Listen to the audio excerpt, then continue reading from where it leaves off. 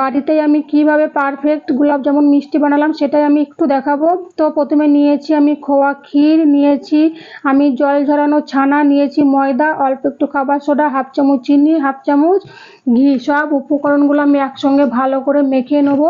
একটু নরম করে ডোটা করতে হবে, তারপরে 5 মিনিট ঢেকে রেখে দিতে হবে। তারপরে এই যে হাতের তালুতে একটু ঘি লাগিয়ে ছোট ছোট বলের মতো করে নিতে হবে। এই যে আমার পুরো বলগুলো করা হয়ে গেছে। এখন হালকা গরম তেলের মধ্যে আমি বলগুলো দেবো। তেলটা কিন্তু একদম গরম নেই, হালকা একটু গরম। সব মিষ্টিগুলো আমার দেওয়া হয়ে গেছে। এখন আমি হালকা একটু নাচিয়ে নিচ্ছি। এই পর্যায়ে কিন্তু খুন্তি বা কোনো চামচ দিয়ে নাড়াচাড়া করা যাবে না, তাহলে কিন্তু মিষ্টিগুলো ভেঙে যেতে পারে বা ফেটে যেতে পারে।